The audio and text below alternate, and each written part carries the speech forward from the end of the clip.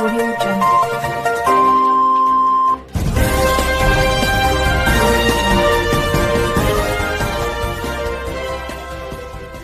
और आदाब नाजरीन, मैं हूं आपके साथ शाह एजाज। आज का ये खुसूसी प्रोग्राम लेकर जो ग्लोबल न्यूज लाइन और KMN की मुश्तरका पेशकश है, आपके सामने हाजिर हैं। गांदरबल की मौजूदा सियासी सूरत हाल के बारे में हम बात करने जा रहे हैं। आपको बता दूं कि गुज़श्ता रोज आप सबके सामने एक बड़ी खबर जो है सामने आई है, वो ये है कि शेख इशफाक जब्बार जो साबिका MLA गांदरबल रहे हैं और नेशनल कॉन्फ्रेंस के साथ उनकी वाबस्तगी काफी सालों से है, अब पार्टी का हिस्सा नहीं है। इसका बाज़ाब्ता जो ऑर्डर है नेशनल कॉन्फ्रेंस के हेडक्वार्टर से कल शाम को जारी हुआ। इससे पहले क्या हुआ था वो मैं आपको बता दूं जल्दी में। वो ये कि काफी टाइम से शेख इशफाक जब्बार की जो एक्टिविटीज है उस पर नजर थी और लोगों को ये खदशा था कि शायद शेख इशफाक जब्बार अब नेशनल कॉन्फ्रेंस को छोड़कर किसी और सियासी जमात में शामिल होने वाले हैं। हालांकि कई बार सवाल किया गया शेख इशफाक जब्बार से, जिसका उन्होंने जवाब जो है हमेशा टालते रहे और बिलाखिर कुछ दिन पहले उन्होंने ये कहा था कि 30 अप्रैल मौजूदा जो मंथ चल रहा है उसमें 30 अप्रैल को वो बाज़ाब्ता तौर अनाउंस करेंगे, लेकिन अभी तक नहीं हुआ। कल जो पेशरफ्त हुई है वो ये कि डॉक्टर फारूक अब्दुल्ला जो पार्टी के सरबराह हैं नेशनल कॉन्फ्रेंस के, उन्होंने दूसरे लीडरान के हमरा गांदरबल का दौरा किया। एक प्राइवेट फंक्शन के दौरान उन्होंने इशारा दिया इस बात का कि वो लोग जो पार्टी के खिलाफ काम करते हैं उनकी अब पार्टी में कोई जगह नहीं है, उनको जल्द ही पार्टी से निकाला जाएगा। और शाम होते होते ऑफिशियल तौर पे ट्वीट के जरिए से नेशनल कॉन्फ्रेंस ने ये बात साफ कर दी कि शेख इशफाक जब्बार जो साबिक MLA गांदरबल हैं और अभी भी जो है पॉलिटिकल ग्राउंड में काफी एक्टिव हैं, वो अब पार्टी का हिस्सा नहीं है। 6 साल के लिए उनको पार्टी से बेसिक मेंबरशिप से भी हटा दिया गया है। ये सूरत हाल जब सामने आई तो लोगों में जो है इस सियासी सूरत हाल को लेकर जो काफी ज्यादा चर्चे अभी हर गली चौराहे पे सुनने को मिल रहे हैं और इसी बात को लेकर ये आज का ये प्रोग्राम आपके लिए हम लेके आए हैं। इस प्रोग्राम में मेरे साथ जुड़े हैं गांदरबल के मायानाज सीनियर सहाफी साबिर रयूफ साहब, जो साल 1998 से सहाफत के मैदान में जो अपना काम कर रहे हैं और न सिर्फ प्रसार भारती के लिए काम करते हैं बल्कि उनका अपना एक कश्मीर मीडिया नेटवर्क के नाम से एक बहुत ही जानी मानी न्यूज एजेंसी चलाते हैं और इसके साथ साथ रोजनामा मकसद जो उर्दू में जो पब्लिकेशन डेली रोजनामा मकसद है उसके भी वो सरबराह हैं, मुदीर आला हैं। उनसे बात करेंगे और जानेंगे कि अब जो सूरत हाल सामने आई है गांदरबल की वो क्या है। देखिए शाह एजाज साहब, आपका बहुत बहुत शुक्रिया। अगर हम मौजूदा सियासत की बात करें जो इस वक्त पूरे जम्मू कश्मीर की यूटी में है, तो सरगर्मियां जो चल रही है वो इस वक्त न होने के बराबर है, क्योंकि जो 5 अगस्त के बाद जो डिसीजन हुआ है उसके बाद जो सियासी सरगर्मियां हैं वो कुछ ठंडी पड़ चुकी है। लेकिन गांदरबल के हवाले से इस वक्त जो आप पूछ रहे हैं, गांदरबल के हवाले से अभी भी जो सियासत है वो कुछ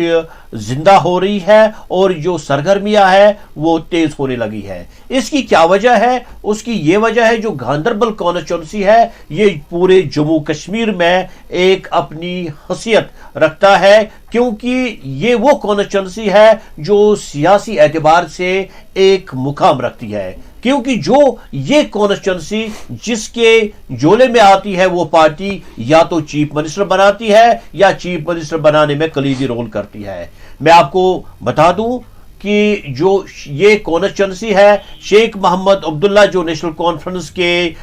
जो बानी है, इन्होंने यहां से ही अपने पॉलिटिकल कैरियर का आगाज किया था। तो जहां तक मुझे याद है 1975 में जब यहाँ के एक कदावर जो सियासी लीडर थे मोहम्मद मकबूल भट्ट साहब, उन्होंने अपनी सीट जो उस वक्त छोड़ दी थी, तो शेख मोहम्मद अब्दुल्ला ने यहाँ से जीत दर्ज करके फिर वो यहाँ वजीर आला बने थे। तो उसके बाद बार बार हमने देखा कि उसका फर्जन डॉक्टर फारूक अब्दुल्ला यहां से ही जीतकर वो भी वजीर आला बने। और उसके बाद में एक नई डेवलपमेंट बता दूं जो 2002 में है, वो ये है कि मुफ्ती मोहम्मद सईद का एक दीना ख्वाब था कि वो जम्मू कश्मीर का वजीर आला बने। तो उस वजीर आला बनाने में जो यहाँ का कलीदी रोल अदा किया है वो है काजी मोहम्मद अफजल ने, चूंकि काजी मोहम्मद अफजल ने उस वक्त उमर अब्दुल्ला को हरा कर यहां जीत दर्ज की थी। और उस वक्त मैं आपको बता दूं कि कुल टोटल उस वक्त 28 मेंबर थे, चूंकि عمر عبداللہ ہار چکے تھے، تو نیچرلی یہ بات ہے کہ جب عمر عبداللہ ہار جائے گا تو وہ نہیں چاہیں گے کہ یہ حکومت کسی اور کے حوالے کرے، ہم کسی اور کو وزیر اعلیٰ بنائیں، تو اس وقت انہوں نے کہا کہ ہم اپوزیشن میں بیٹھ جائیں گے۔ اس کے بعد جو الیکشن ہوا 2008 میں، اس وقت بھی 28 ہی ممبر نیشنل کانفرنس کو تھے، لیکن انہوں نے جلد کیا کہ اس وقت ایک فیصلہ لیا کہ عمر عبداللہ جیت گئے تو کانگریس کے ساتھ ہاتھ ملا کر انہوں نے حکومت کی ڈور باغ سنبھالی، تو وزیر اعلیٰ اس وقت جو ہے عمر عبداللہ صاحب بنے تھے۔ تو اس کے بعد جو 2008 میں یہاں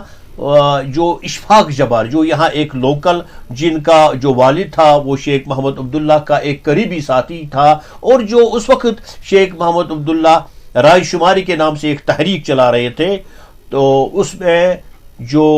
سننے میں آیا ہے کہ 15 سال کی اس کو بھی قید ہوئی تھی۔ تو اس کے بعد جب غلام محمد شاہ نے ٹوپل کر کے یہ 1984 میں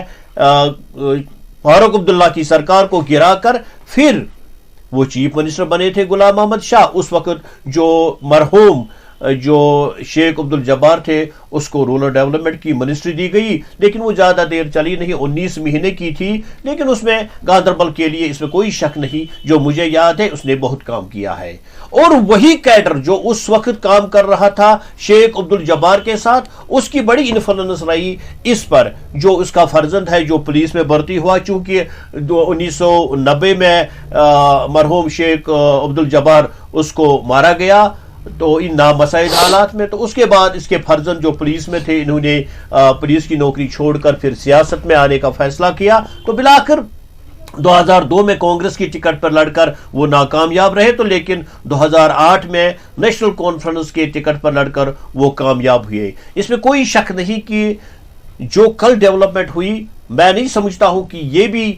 شیخ اشفاق جبار کے لیے کچھ اچھا پیغام ہے، لیکن میں یہ بھی بتا دوں کہ جو نیشنل کانفرنس کا کیڈر ابھی بھی ہے جو پوری وادی میں ہے، وہ ایک سب سے بڑا کیڈر ہے، کیونکہ شیخ محمد عبداللہ کے لینڈ ٹو ٹیلر، اور پھر اس کے بعد جو اس کے مطلب اس نے رول کیا کہ پڑھائی کے لحاظ سے جو کشمیری کے ہاتھ میں قلم دیا، لیکن اس کے بعد جو جہلم میں پانی بہت بہتا گیا،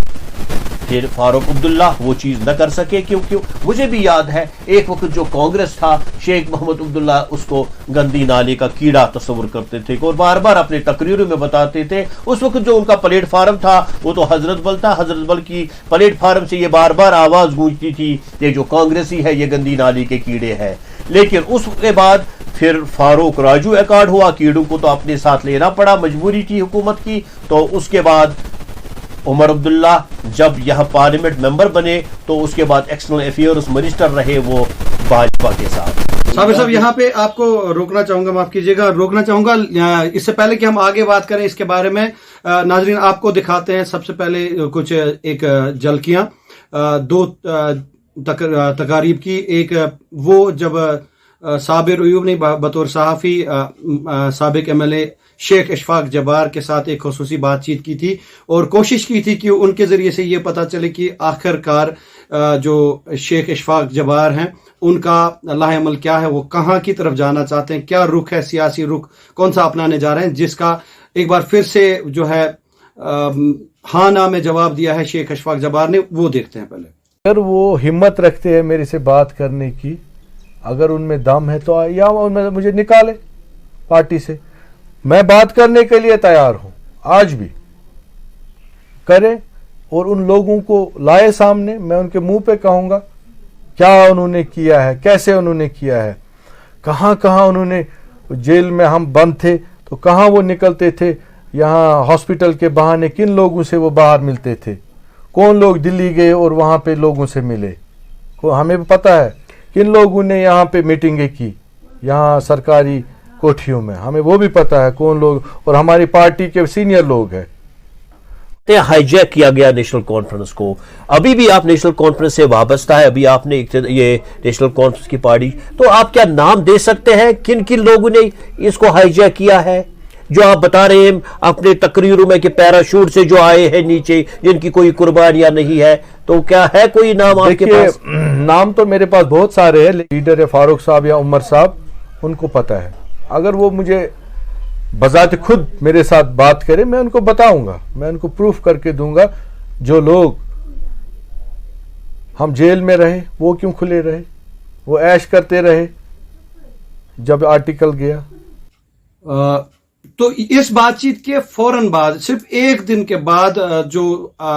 कहानी सामने आई वो ये कि नेशनल कॉन्फ्रेंस के जो आला क़यादत है वो गांदरबल का दौरा करती है, और गांदरबल के सालोरा इलाके में एक प्राइवेट फंक्शन के दौरान डॉक्टर फारूक अब्दुल्ला जो पार्टी के सरपरस्त आला हैं वो अपनी तकरीर में क्या कहते हैं ये भी सुनते हैं।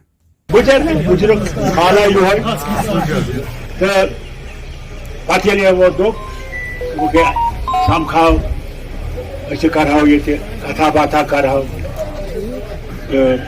जमातस तो बुझाओ वारे सेहतस मन रमजान शरीफ तक गवा ठीक पठन, ईद तक गया ठीक पठन, आज बिस्मिल्लाह करें और जमो ये इंतजाम हेको जमातस तो क्या सुधार कर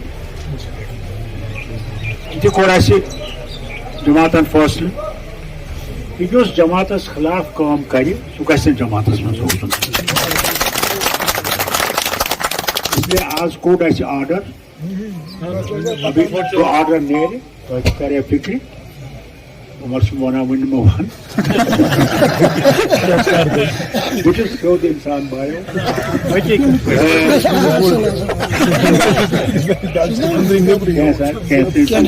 मगर थवन सह इंसान जमातस जमातस मज फूक चाहे अमुक ऐलान मिलो आज शामस तान सह ऐलान सारी नश वोत।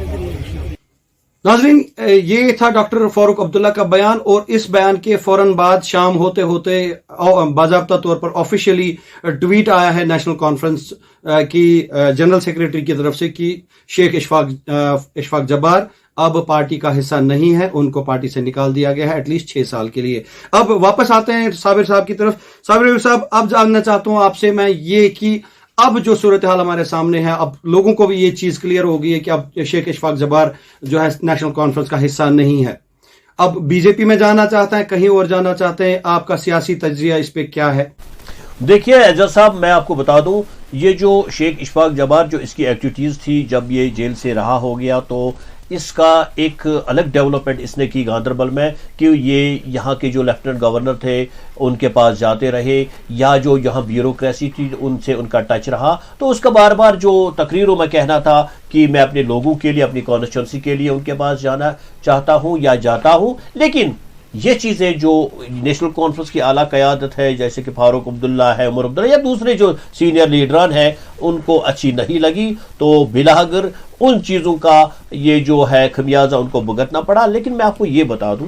कि नेशनल कॉन्फ्रेंस का एक कैडर है, इसमें कोई शक नहीं है, लेकिन इशफाक जब्बार के जो वालिद का कैडर है वो भी है यहाँ, ये इसमें कोई दो राय नहीं है। लेकिन खुद जो 2-4 साल से जो ये खुद उछल कूद कर रहा है सियासी, जैसे कि एक्स MLA भी है ये, तो इसने भी कुछ गेन किया है। तो मैं समझता हूँ नेशनल कॉन्फ्रेंस के लिए आइंदा इलेक्शंस में, अब पता नहीं कि मुझे जो लग रहा है अभी इलेक्शंस दूर है, तो मैं समझता हूँ यहाँ नेशनल कॉन्फ्रेंस को अगर इलेक्शन लड़ने होंगे तो या तो फारूक अब्दुल्ला या उमर अब्दुल्ला को, अगर फिर कंटेस्ट होगा तो सीधे शेख इशफाक जब्बार के साथ होगा, क्योंकि शेख इशफाक जब्बार का एक जो है हमने देखा है कांग्रेस पीरियड में भी, जब 2002 में इलेक्शन लड़ा था तो उस वक्त भी 9,000 वोट आए थे। लेकिन अब मैं ये बता दूं, अगर नेशनल कॉन्फ्रेंस ने यहां किसी और को कॉन्स्टिट्यूंसी हेड नॉमिनेट किया या किसी और के हाथ में जो है यहाँ की पार्टी की जो डोरबाग है वो इनको थाम दी, तो मुझे लगता है कि यहाँ नेशनल कॉन्फ्रेंस खुद भी एक खलफशार की शिकार हो जाएगी, क्योंकि जो नए चेहरे सामने आते हैं नेशनल कॉन्फ्रेंस में, शायद पुराने लोग इनको एक्सेप्ट नहीं करेंगे, और जो तंजीम है नेशनल कॉन्फ्रेंस की ये बिल्कुल 2 हिस्सों में यहाँ बढ़ जाएगी, तो फिर इशफाक जब्बार के लिए आसानियां पैदा होगी। और दूसरी बात बज़ाहिर है कि मैं आपको बता दूं, अगर सियासत की बात करें, जो यहां भाजपा है, बीजेपी की पार्टी, अगर पार्टी के लिहाज से मैं नहीं कहता हूं नरेंद्र मोदी जी वजीर आजम है, वो तो नेशनल कॉन्फ्रेंस के भी है, PDP के भी है, लोगों के भी है, और अमित शाह जी तो वजीर दाखिला है, या राजनाथ सिंह तो डिफेंस मिनिस्टर है। लेकिन इसके हटके جو میں بھاجپا کی بات کرتا ہوں پارٹی کی، وہ نہیں چاہیں گے کبھی کہ نیشنل کانفرنس سر اٹھا کے پارٹی لیول پر، تو پارٹی لیول پر یہ ہے کہ کبھی نہیں چاہتا ہے بھاجپا کی کانگریس اٹھے، اور پھر کانگریس کی بھی لڑائی ہے بھاجپا کے ساتھ، وہ بھی چاہتے ہیں ان کو گرا دے. اسی طرح نیشنل کانفرنس کو بھی بالکل زبردست سامنا کرنا پڑے گا بھاجپا کا. اگر اشفاق جبار نے کسی اور تنظیم کو جوائن کیا، ہاں مان لیجئے، مجھے نہیں لگتا ہے کہ شاید وہ بھاجپا جوائن کریں گے، کیونکہ بھاجپا جوائن کرنا شاید اس کے لیے فروٹ مند ثابت نہیں ہوگا. لیکن پھر میں یہ بتا دوں کہ اگر شاید میری جو اپنی جو نالج ہے اس کے مطابق شاید یہ مجھے لگتا ہے کہ انڈیپینڈنٹ رہے گا. جو 30 اپریل کا ابھی آپ نے ذکر کیا ہے تو اس میں یہ شاید یہی اعلان کریں گے کہ وہ انڈیپینڈنٹ رہیں گے. اسی طرح سے لوگوں کی جو سمپتیاں ہیں وہ گین کریں گے، اور ان کی کوشش یہ ہوگی کہ زیادہ سے زیادہ جو یہاں کی پولیٹیکل پارٹیز ہے، چاہے وہ نیشنل کانفرنس ہے یا PDP ہے، ان کے خلاف زیادہ جم کر بولے، اور ان کی بھی جتنے بھی کمزوریاں ہیں ان کو سامنے لائے، تاکہ لوگوں کو ان کے خلاف بالکل ان کا مائنڈ جو ہے، مائنڈ سیٹ اپ ان کا چینج کرے، تاکہ جو آنے والے الیکشنز میں ہے ان میں یہ لوگوں کے سامنے زیادہ جا سکے اور زیادہ سے زیادہ جو ہے ان کی حمایت حاصل کر سکے. صابر صاحب، تھوڑا سا میں بیک گراؤنڈ کی طرف چلتا ہوں، جلدی آپ کو تھوڑا سا اپنے ویورز کو بھی بتا دیتے ہیں، سب کو پتہ ہی ہے، اور ہم تھوڑی سی بات کرتے ہیں جلدی میں، تھوڑا جو ہے فلیش بیک میں جاتے ہیں. سال 2002، اس سے پہلے نیشنل کانفرنس کے لیے گاندربل جو ہے ہمیشہ نیشنل کانفرنس کا گڑھ ہی مانا جاتا ہے، right from the times of مرحوم شیخ محمد عبداللہ. اس کے بعد 2002 میں تھوڑا سا بدلاؤ آ گیا، کیونکہ نئی پارٹی آئی تھی، پیپلز ڈیموکریٹک پارٹی، اور یہاں سے چنے گئے قاضی محمد افضل مرحوم. انہوں نے تھوڑا سا نقشہ بدل دیا، کچھ سال تک وہ چیز رہی، لیکن بعد میں پھر سے وہی چیزیں جو ہے ٹرینڈ بدل گیا. عمر عبداللہ یہاں پہ آتے ہیں، عمر عبداللہ گاندربل سے کانسٹیچوئنسی سے لڑتے ہیں، الیکشن جیتے ہیں. اس کے بعد نہ صرف یہاں کے منتخب ہو جاتے ہیں وہ جیتنے والے کینڈیڈیٹ، بلکہ جموں کشمیر جو سابقہ ریاست تھی اس کے چیف منسٹر بھی رہے. لیکن اس کے بعد کیا ہوا، 2009 کے بعد 2014 میں شیخ اشفاق جبار، اب نیشنل، پہلے کانگریس جوائن کیا تھا، اس کے بعد نیشنل کانفرنس میں آ کے بازی مار لی، MLA بنے. لیکن اب 2019 میں جموں کشمیر کا پورا نقشہ بدل گیا، ریاست جو ہے UT میں تبدیل ہو گئی، لیفٹنٹ گورنر کا راج ابھی چل رہا ہے. الیکشن کب ہونے والے ہیں اس کا بھی ابھی کچھ پتا نہیں ہے. آپ کو کیا لگتا ہے، جیسے آپ بات کر رہے تھے کہ شیخ اشفاق جبار خود بھی محنت کرتے ہیں، اس میں کوئی شک نہیں ہے، لیکن اس کا جو اصل جو کریڈٹ انہوں نے لیا وہ اپنے مرحوم والد کا جو کام کیا ہوا تھا اس کریڈٹ سے وہ کامیاب ہوئے تھے. اب اس کریڈٹ کو لے کے اب اپنا بھی، جیسا آپ نے کہا کہ اپنا بھی فیلڈ بنا چکے ہیں ایز این انڈیپینڈنٹ کینڈیڈیٹ. اگر وہ سامنے آتے ہیں، جیسا آپ کہہ رہے ہیں کہ خدشہ ہے کہ BJP میں جائیں یا نہیں بھی جائیں وہ نہیں پتا، ابھی 30 اپریل تک کچھ نہیں کہا جا سکتا کیا ہوگا. لیکن فی الحال اگر ہم یہ ایزیوم کرتے ہیں کہ ایز این انڈیپینڈنٹ کینڈیڈیٹ وہ لڑتے ہیں، تو نیشنل کانفرنس کی طرف سے آپ کو کیا لگتا ہے کہ ابھی جو لوگوں کی نظر میں آ رہا ہے کہ شاید عمر عبداللہ ہی نیکسٹ کینڈیڈیٹ ہوں گے، کیونکہ ان کے پاس کوئی ایسا چہرہ ہے نہیں نیشنل کانفرنس کے پاس جو اس کمپٹیشن میں وہ اتار سکے، ابھی تک وہ نہیں ہے. آپ کی نظر میں، آپ کا جو سیاسی تجزیہ ہے، جو ایکسپیرینس ہے، اس کے حساب سے آپ کو کیا لگتا ہے نیشنل کانفرنس کے لیے اگلا فیس کون ہو سکتا ہے، اور کیا وہ فیس شیخ اشفاق کے کام کو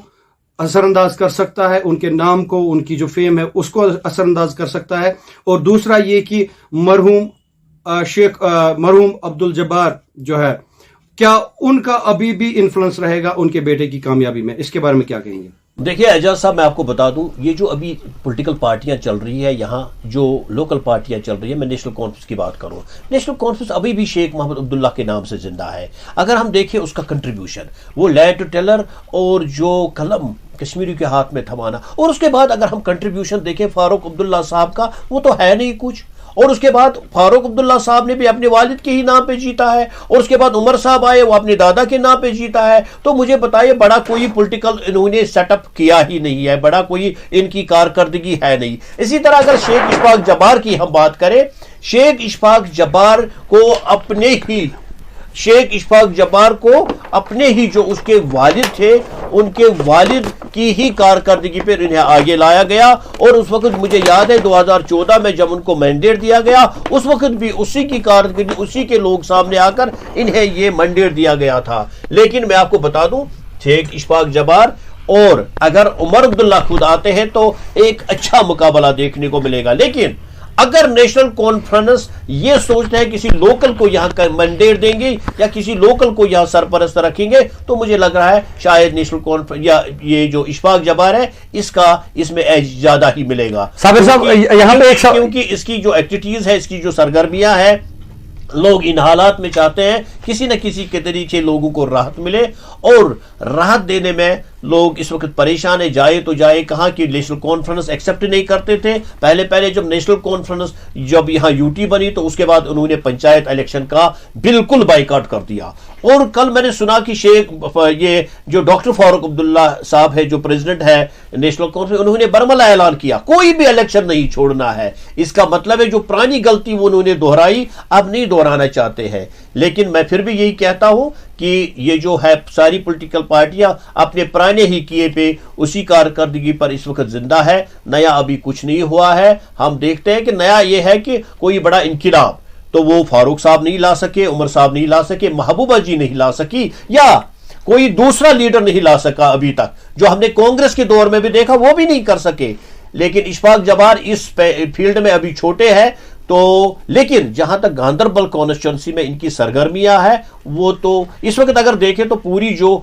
यूटी है, यूटी में इसकी ज्यादा सरगर्मियां है। लेकिन इसका एज ये भी जाता है क्योंकि इसकी जो मिसेज है वो इस वक्त यहां डीडीसी चेयरपर्सन है, तो इसकी इन्फ्लुएंस ज्यादा बनती है। और इस इन्फ्लुएंस का भी शायद मुझे लगता है कि शेख इशफाक जबार जो है वो फायदा उठा रहा है, और इसकी पॉलिटिकल सरगर्मी इससे ज्यादा जो है ये कारआमद साबित होती है। और आने वाला जो पीरियड है, अभी मैं कहता हूं इलेक्शन शायद जो कहते हैं कि इस साल के आखिर में पंचायती इलेक्शन होंगे, तो मुझे नहीं लगता है। अभी जो ये है कि अभी G20 हो रहा है यहाँ, जिस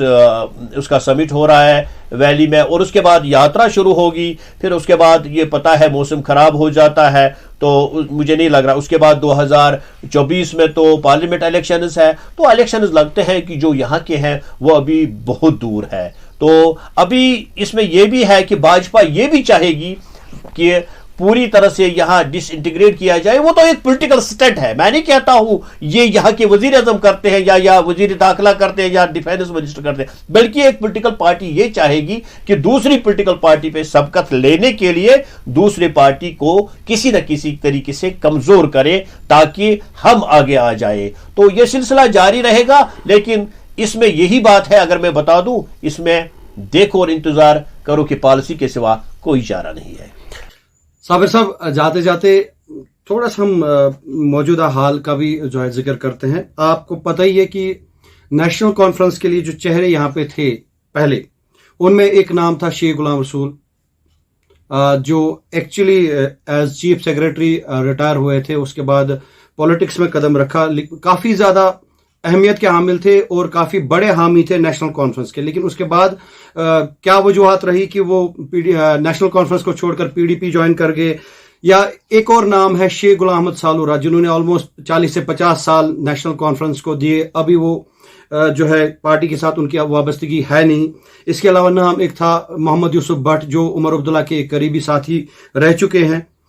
इसके साथ साथ अभी कुछ और नौजवान जो है सियासी मैदान में कूद पड़े हैं, जैसे साइम मुस्तफा का नाम सामने आता है, या अभी मौजूदा यूथ विंग के जो प्रेसिडेंट हैं गांधरबल एनसी के, वो मुश्ताक हैं। ये कुछ नाम है। आपको क्या लगता है कि आने वाला इलेक्शन, जैसे आप कह रहे हैं कि शायद इस साल के आखिर में पंचायती राज इलेक्शन के बाद अगले साल के आगाज में शायद असेंबली इलेक्शन की बात हो सकता है हो, या अभी कोई पता नहीं है, तो ऐसे जो नाम मैंने आपको गिनवाए, तो क्या लगता है उनकी क्या अहमियत है आज मौजूदा दौर में? देखिए, मैं आपको बता दूं, ये जरूरी है कि जो सेकंड लाइन है, सेकंड लाइन रखनी जरूरी है एक पॉलिटिकल पार्टी के लिए, क्योंकि जो पहली लाइन होती है ये एक दिन रिटायर हो जाती है, या ये जो फिर जब इनकी एज बढ़ जाती है तो नेचुरली कमजोर हो जाते हैं, तो इनको छोड़ना पड़ता है। तो आखिर जो सेकंड लाइन है वही तो मैचवर होकर पहली लाइन बन जाती है, इसमें कोई शक नहीं। जहां आपने जिक्र की यहाँ मुश्ताक की, एनसी के वो बड़े इनके अच्छे वर्कर रहे हैं, तो वो तो इस वक्त सेंट्रल बॉडी में भी है। चाहे सायम मुस्तफा नए आए हुए हैं, तो मुझे नहीं लगता अभी इसने नेशनल कॉन्फ्रेंस ज्वाइन किया है या वो नेशनल कॉन्फ्रेंस के साथ वाबस्ता है, मुझे ये नहीं पता है। لیکن اب جو بات آپ نے کی, آپ نے شیخ غلام رسول صاحب کی بات کی. شیخ غلام رسول صاحب ایک منجے ہوئے بیوروکریٹ تھے, یہاں چیف سیکرٹری تھے, اور بڑے اچھے عہدوں پر انہوں نے یہاں جموں کشمیر, اور اس وقت یہ بالکل ایک ریاست تھی جب اس نے کام کیا, تو پھر نیشنل کانفرنس نے ان کو ایم ایل سی بنا دیا. لیکن جو اس وقت اس کے بعد شاید کسی بات پہ پتہ نہیں کیا ہوا, تو انہوں نے پھر نیشنل کانفرنس کو خیرباد کر کے پھر انہوں نے پی ڈی پی جوائن کی تھی مفتی محمد سعید کے ساتھ. تو پھر انہوں نے یہ چھوڑ دیا کہ سیاست کا جو لبادہ تھا انہوں نے اس کو چھوڑ دیا, تو انہوں نے یہی پریفر کیا کہ گھر بیٹھے یہ دیکھیں. تو اس کے آپ نے یہاں شیخ غلام احمد سالورہ کی ذکر کی. شیخ غلام احمد سالورہ لگ بھگ 40 سال نیشنل کانفرنس سے وابستہ رہے, لیکن اس کے ہاتھ میں کچھ نہیں آیا, کیونکہ وہ بھی کم سے کم اگر کبھی نہ کبھی ایم ایل سی تو بن جاتا تھا. اور بار بار وہی بات ہوتی ہے کہ جو لیڈران ہیں نیشنل کانفرنس کے, کچھ لوگ بالکل خفا ہے نیشنل کانفرنس سے. وہ کہتے ہیں کچھ لوگ پیراشوٹ سے آئے ہیں. پیراشوٹ کا مطلب ہے جو نئے آئے وہ عمر عبداللہ اور فاروق عبداللہ کے دائیں بائیں بیٹھتے ہیں. تو کیونکہ ان کا جو پولیٹیکل بیک گراؤنڈ تھا وہ کوئی نیشنل کانفرنس سے وابستہ نہیں تھا, یہ بھی مجھے یاد ہے. تو ایسے آپ کو یہاں پہ روک رہا ہوں, تو ایسے حالات سے یہ صاف ظاہر ہوتا ہے کہ جو سینئر رہنما رہ چکے ہیں جنہوں نے نیشنل کانفرنس کے لیے کافی زیادہ قربانیاں دی ہیں, بلا کر بعد میں ان کی جو ہے ان کے ہاتھ میں کچھ نہیں آتا ہے, ان کے ساتھ سیاسی استحصال ہم کہہ سکتے ہیں کہ ہوتا رہا ہے نیشنل کانفرنس میں. بالکل ہوا. میں کہتا ہوں جو میری نالج ہے, اور میں بھی بالکل ایک سیاسی خاندان سے وابستہ ہوں. میرا بھی باپ بلاک پریزیڈنٹ رہا ہے نیشنل کانفرنس کا یہاں, چونکہ اس نے پھر 90 سے پہلے اس کو خیرباد کیا تھا, تو میں 90 کے بعد بالکل میچور ہوں اس میں. میں آپ کو بتا دوں, جہاں شیخ نذیر صاحب مرحوم کی بات کرتے ہیں, شیخ نذیر صاحب جب تک زندہ تھے یا جب تک ان کے ہاتھ میں پاور تھا, تو بالکل یہ جو پارٹی تھی نیشنل کانفرنس کی, یہ ایک منظم تنظیم تھی. اس میں اسی کو کریڈٹ ملتا تھا, اس میں اسی کو آگے لایا جاتا تھا جس کی قربانی تھی. لیکن اس کے چلے جانے کے بعد, اور میں یہ آپ کو بتا دوں, واضح بتا دوں, چونکہ میں ایک مبصر ہوں, مجھے تو کسی پولیٹیکل پارٹی سے جب سے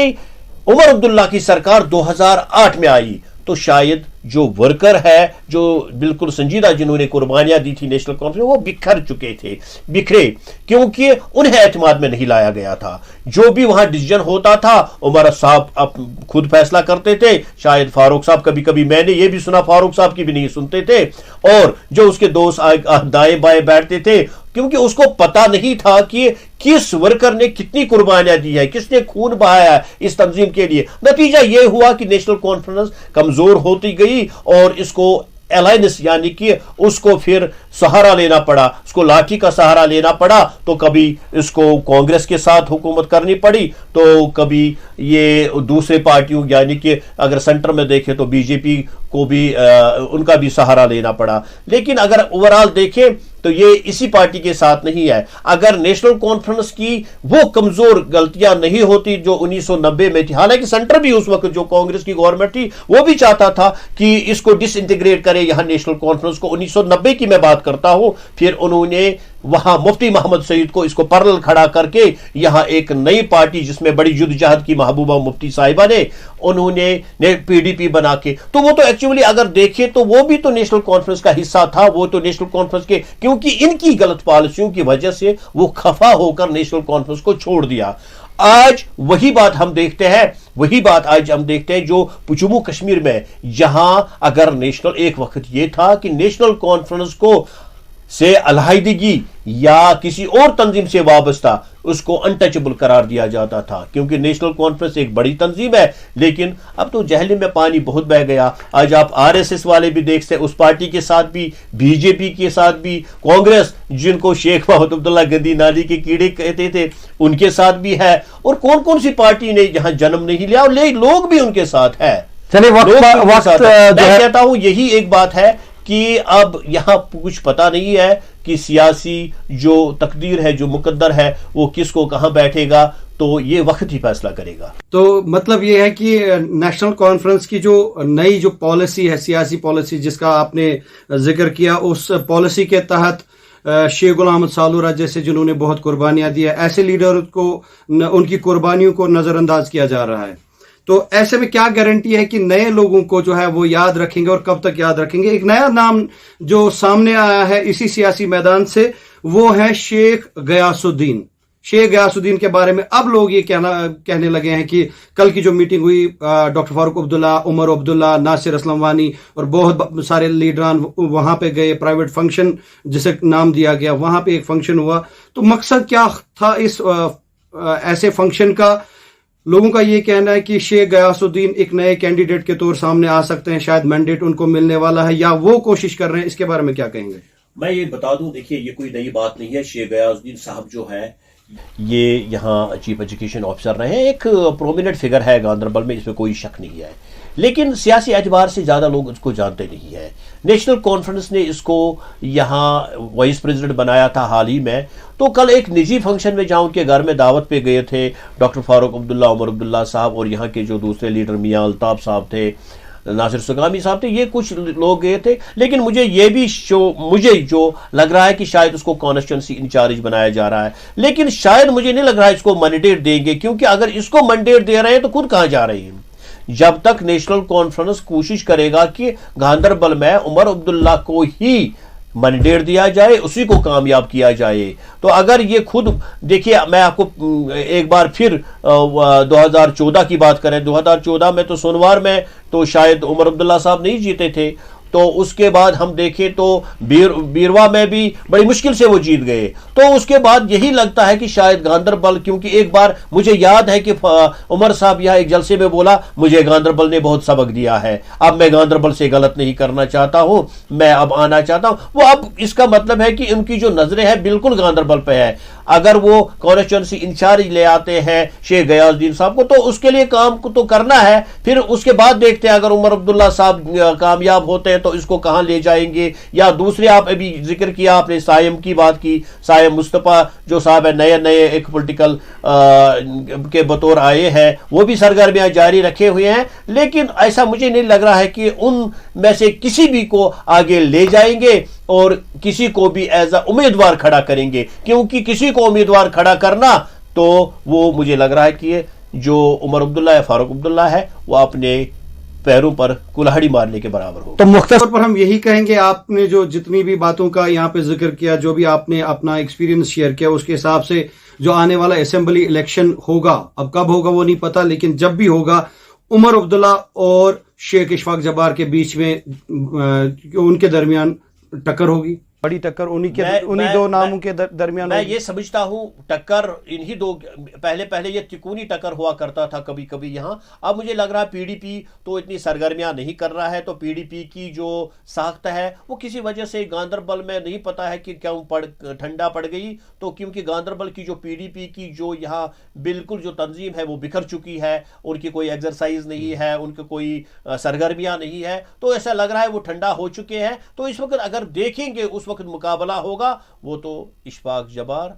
और उमर अब्दुल्ला का होगा। चलिए, बहुत बहुत शुक्रिया आपका ये सब जानकारी के लिए और हमारे साथ बात करने के लिए, सियासी तज्जिया पेश करने के लिए। गांधरबल के सियासी पस मंजर को लेकर आप क्या सोचते हैं, आपका सोचना क्या है? आप भी अपने आरा से हमें नवाजिएगा कमेंट्स के जरिए। इसके साथ ही जो है आपसे हम रुखसत लेंगे और आगे का जो सियासी पस मंजर है उसके बारे में और बातचीत करेंगे और तबसरा करेंगे और आप तक पहुंचाएंगे। तब तक दीजिए हमें इजाजत। अल्लाह हाफिज।